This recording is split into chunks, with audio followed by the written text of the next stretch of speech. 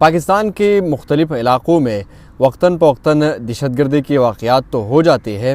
لیکن اس دہشت گردی کی سہولت کار کون ہے ابھی تک اس کا پتہ نہیں چلا۔ السلام علیکم خواتین و حضرات، میں ہوں عظمت اللہ عقاب۔ خواتین و حضرات، کل سے میں اسلام آباد کی پیمز ہسپتال میں موجود ہوں۔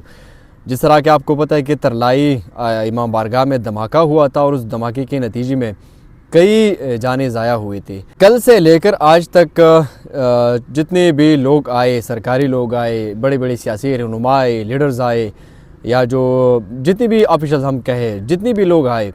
تو وہ صرف آ کر مذمت کر لیتے ہیں کہ ہم اس حملے کی مذمت کرتے ہیں، یہ ایک بزدلانہ حملہ ہے اور یہ نہیں ہونا چاہیے تھا۔ اور صرف اس حملے کی حوالے سے نہیں، پاکستان میں ابھی تک جتنے بھی حملے ہوئے ہیں، چاہے وہ بلوچستان میں ہو، چاہے وہ خیبر پختونخوا میں ہو، چاہے وہ کسی بھی علاقے میں ہوئے ہو،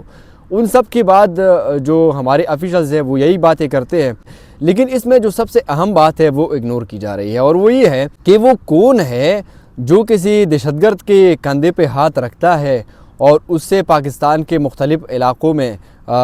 وہ خودکش بمباری بھی کروائے جاتے ہیں اور دھماکے بھی کروائے جاتے ہیں، حملے بھی کیے جاتے ہیں مختلف جگہوں پر۔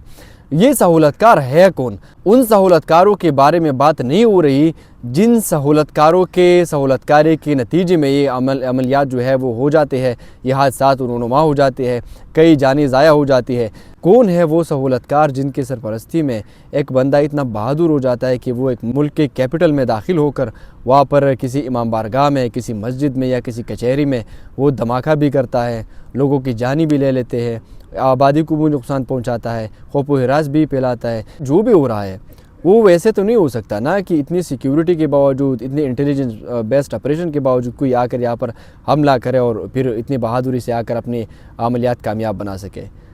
اس سے یہ پتہ چلتا ہے کہ اس کی ٹھیک ٹھاک سہولت کاری ہو رہی ہے، اور اس سہولت کاری کے اوپر بات ہونی چاہیے کہ وہ سہولت کار کون ہے، کون سے ہاتھ ہے، کون سے لوگ ہیں جو اتنے بہادر ہے کہ جو پاکستان کے اندر بیٹھ کر پاکستان کے مختلف علاقوں میں یہ دہشت گردی کرتے ہیں۔ ابھی تو بات کیپٹل تک پہنچ گئی ہے، تو کیپٹل کا تو یہ واقعہ بہت افسوسناک ہے، یہ نامناسب ہے، کیونکہ آپ خود سوچیں، ایک بندہ جو ایک ملک کے کیپٹل میں ہے وہ کوئی خودکش دھماکہ کر رہا ہے، تو وہ اس کے پاس بارود بھی ہوں گے، اس کے پاس وہ تمام ہتھیار ہوں گے جو ایک خودکش دھماکے میں کام لائے جا سکتے ہیں، جس سے کام لیا جا سکتا ہے۔ تو یہ سوچنا چاہیے کہ وہ سہولت کار کون ہیں جو ان کو وہ اسلحہ بھی فراہم کر دیتے ہیں، بارود بھی فراہم کر دیتے ہیں، اور ان کو پھر ان جگہوں تک بھی پہنچاتے ہیں جہاں پر عملیات کرنے ہو۔ ان سہولت کاروں کے بارے میں بھی بات ہونی چاہیے۔ ٹھیک ہے، پاکستان میں جہاں پر بھی دہشت گردی کا واقعہ ہوتا ہے، آپ کو معلوم ہے کہ پھر اس کے بعد کسی نہ کسی کی جانب سے وہ ذمہ داری قبول کی جاتی ہے، اور اگر کوئی قبول